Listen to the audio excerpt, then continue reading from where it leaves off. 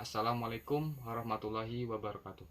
Perkenalkan, nama saya Wildan Ridwanullah, NIM K1A 120069, Program Studi Pendidikan Olahraga dan Kesehatan. Di sini saya akan menjawab 6 soal yang diberikan pada materi tadi siang. Pertama, ada berapa budaya Indonesia yang diklaim Malaysia? Adakah contoh lainnya? Sebutkan. Apakah klaim tersebut dimungkinkan terjadi lagi di kemudian hari? Jawabnya, Malaysia itu mengklaim budaya Indonesia ada 10. Nah, contoh lainnya yaitu pertama ada wayang kulit, yang kedua ada rendang Padang, yang ketiga ada kuda lumping, 4 ada keris, 5 tari pandet dan tari piring, 6 gamelan Jawa. Nah, apakah klaim itu bisa terjadi di kemudian hari?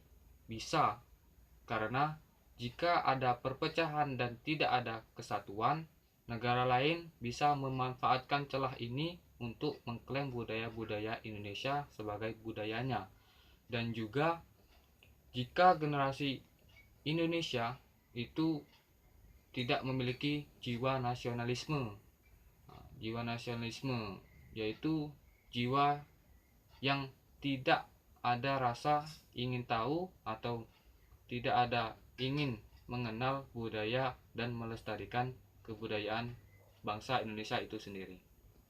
Yang kedua, bolehkah sebuah negara mengklaim kebudayaan bangsa lain karena budaya tersebut memang telah dijalankan oleh warga negara? Jawabnya, tidak boleh, karena kebudayaan itu milik bangsa lain. Jika mengklaim kebudayaan itu berarti dia mengakui kebudayaan itu miliknya sendiri, padahal bukan. Dan apabila masyarakat telah melaksanakan kebudayaan itu, maka itu adalah kebiasaan atau candu yang dilakukan oleh masyarakat sekitar, masyarakat di sana. Ketiga, bolehkah bangsa Indonesia mengklaim budaya bangsa lain sebagai bagian dari kebudayaan nasional karena budaya tersebut memang telah disenangi dan dipraktekkan oleh orang lain, oleh orang Indonesia, misalnya budaya makan sambil berdiri? Jawabnya, tidak boleh, karena setiap budaya itu memiliki hak cipta sendiri, maka tetap tidak boleh untuk mengklaim budaya orang lain, meskipun itu sudah disenangi dan dipraktikkan oleh warga bangsa Indonesia. Budaya ini juga, budaya makan sambil berdiri ini juga tidak baik. Tidak, karena budaya sambil berdiri ini adalah tidak sopan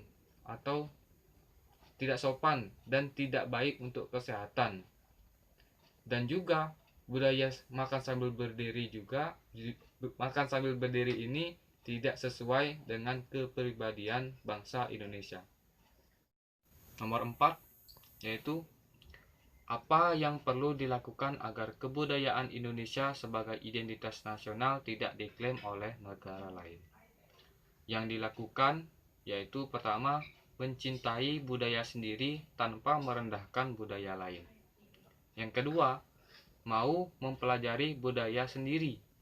Yang ketiga, ikut serta dalam kegiatan pelestarian kebudayaan. Yang keempat, memperkenalkan dan mempertahankan kebudayaan di negara lain. Nomor 5, apakah setiap orang Indonesia dapat mengajukan kebudayaan nasional atau identitas nasional? Jika dapat, adakah syaratnya? Tentu saja bisa, karena modal utama kebudayaan nasional adalah budaya. Adapun syarat-syaratnya yaitu pertama, pantas dan tepat diangkat budaya nasional. Yang kedua, harus memiliki nilai kebudayaan.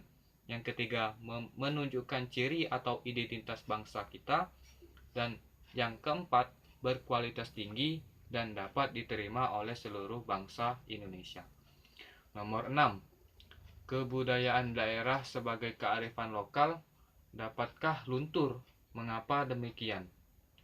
Jawabnya, iya, dapat luntur karena dipengaruhi oleh aspek modernisasi yang mengambil perhatian masyarakat untuk melestarikan kebudayaan daerah.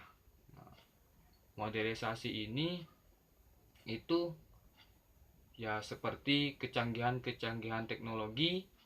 Ya, contohnya seperti anak kecil zaman sekarang itu lebih senang bermain handphone, bermain gadget dibandingkan permainan tradisional seperti bermain layangan, bermain congkak, bermain onca ingkling, dan lain-lainnya.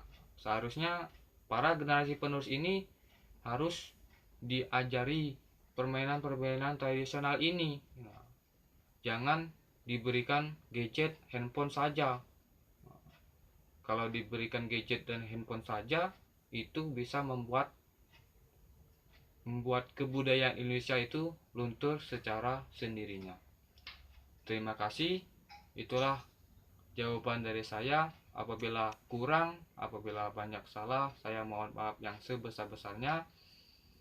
Akhir kata, wassalamualaikum warahmatullahi wabarakatuh.